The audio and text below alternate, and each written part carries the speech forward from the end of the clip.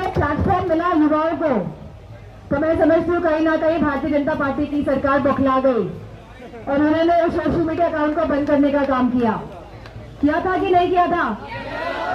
और फिर एक दूसरा सोशल मीडिया अकाउंट बनाया गया जहां पे लिखा गया cockroach Janata party is back.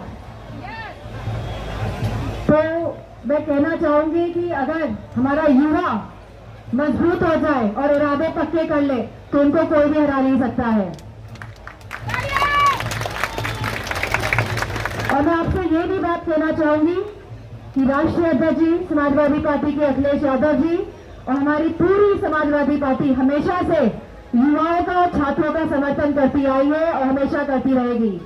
आप कभी अपने आप को अकेला मत समझिएगा। हमारा साथ और समर्थन हमारे छात्रों के साथ, छात्राओं के साथ हमेशा हमारे युवाओं के साथ रहेगा। लगातार जो हालात देखने को मिले हैं, आज ऐसा प्रतीत हो रहा है कि पूरे देश में भूकंप आ गया है और अगर भूकंप पूरे देश में आए तो इसके झटके सभी को महसूस हो रहे हैं, चाहे हमारे छात्र वर्ग हो, चाहे हमारा युवा वर्ग हो, चाहे हमारे किसान भाई हो, चाहे हमारे ट्रेडर्स हो। आज सभी की हालत जो हो गई है वो हम सब जानते हैं और बहुत देखने को मिल रहा है कि लोग प्रखरता के साथ, मुखरता के साथ अपनी बात भी नहीं रख पा रहे हैं क्योंकि एक डर का माहौल इस देश में कायम किया जा रहा है और कहीं ना कहीं लोकतंत्र को खत्म करने की कोशिश की जा रही है इस डर के माहौल से। इस जो यहाँ पे जो डेमोन्स्ट्रेशन हो रहा है इसको भी शुरू में दबाने की कोशिश की गई थी कि लेकिन ये आप लोगों का हौसला है, आप लोगों की ताकत है कि इस डेमोन्स्ट्रेशन को ये लोग दबा नहीं पाए। और मैं आपसे कहना चाहूंगी और खास तौर पे मैं सोनम जी से कहना चाहूंगी कि आप यहाँ पिछले 19 दिन से तो हैं बैठे हुए, लेकिन ये सरकार बहुत ही निर्दयी, निष्ठुर, संवेदनहीन सरकार है। इन्हें कोई फर्क नहीं पड़ता कौन जी रहा है, कौन मर रहा है।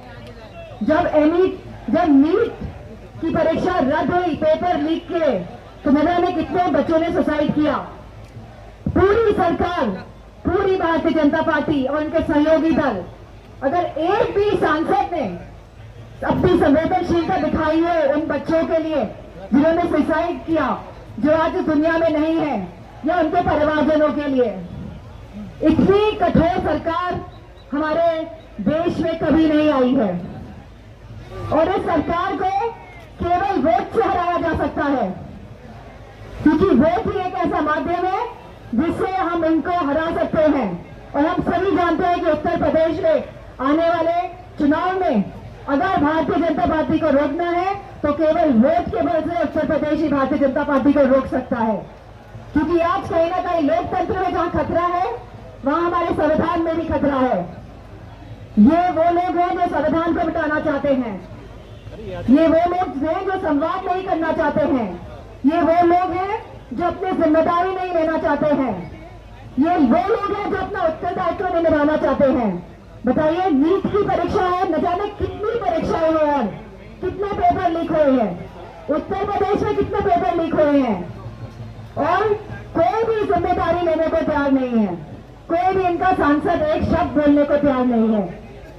और मैं सोनम वंशी से एक बात और कहना चाहूंगी, ये लोग अहिंसा को नहीं मानते हैं, ये लोग सत्याग्रह को नहीं मानते हैं, ये लोग महात्मा गांधी जी के आदर्शों को नहीं मानते हैं क्योंकि इन्हीं लोगों ने महात्मा गांधी को सती बचाने का काम किया था।